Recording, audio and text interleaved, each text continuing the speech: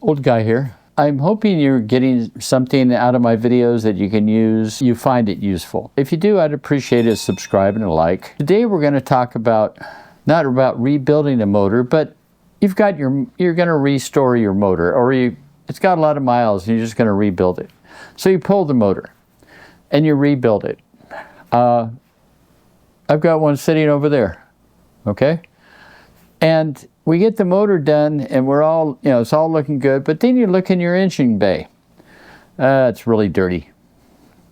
Looks like there's a leak around the steering rack. Maybe we should pull that out and put new seals in it. It's had an oil leak and there's oil splashed up against the engine bay. There's, maybe you blew a water hose. There's all that white stuff that comes from the antifreeze. It's all over the engine bay. Maybe it's a little easier to get to that slave cylinder that's on the transmission. Change it out. Maybe your clutch wasn't always feeling all that great. There's always something that seems to hold you up from getting that motor back in there. Maybe it's new motor mounts, transmission mounts. It could be any number of things. So what do you do with your motor when it's just sitting there? I mean, it could be 6 months, maybe it's a year.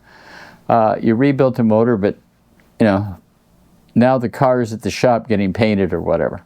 How do you protect your motor? It's going to get all the dust that sits in your garage or gets on everything in your garage is going to get on your motor. It's going to get on in all the little crevices, and it's going to bug you. Because when you go to put it back in, it's not going to look pristine as it did. So we're going to talk about how to protect that motor while it's out of your car. Okay, so in the introduction we were talking about you get your motor rebuilt, but the rest of the car isn't quite ready to go. You found some other things when you took out the motor, but of course putting the motor together is kind of a priority. It makes you feel good when it's all together. But now it's going to sit for a while. So what do we do about that? Well, what is this particular motor, you ask? Well, this is 93 to 95 VW ABA. It's a tall block compared to the other 2-liter blocks, so the rods are longer. It's running a 16 valve head off a 2-liter 16 valve. So the original distributor cap is plugged. As you know, it's been polished, it's been ported. It's got this is off a A4 2-liter. This valve oil filter is just there, but it's off an A4 because this is going in a clutch-driven car, and if it had been the original oil filter, it would have been in the way of the clutch. The pan down here is off a 84-85 Audi GTE, which was a 4-cylinder, and it was basically designed for racing that car. So it's a baffled oil pan. That's about most for this motor. I mean, basically what we came to talk about was what do you do with your motor after you build it and it sits for a while. You don't want it dirty, you don't want stuff in the garage getting over it. So what I did, I bought a cover. This covers off a barbecue. So all you have, one of those barbecues that sits outside, maybe it's a Weber, maybe it's a Char-Broil or whatever. And you need to, okay, this never ever goes on easy. So here's my straps, so we know those are on the ends. And you just, let's see, where's my other strap? Find the straps, we'll know which side's end to end.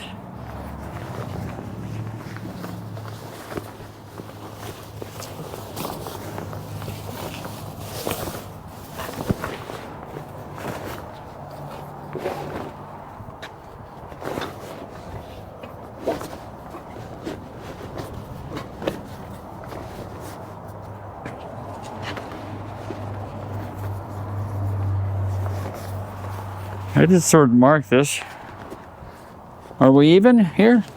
Yeah, we're somewhat even. So obviously I need to even it out. So you just keep working it until you find out what's level, what isn't. It's just a cover, okay? It's not designed to fit perfectly. So you got your motor kind of covered.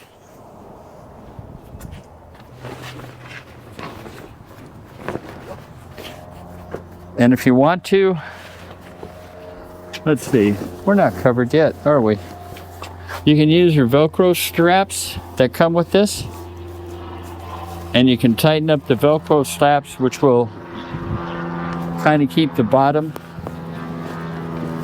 from dust getting up in the bottom.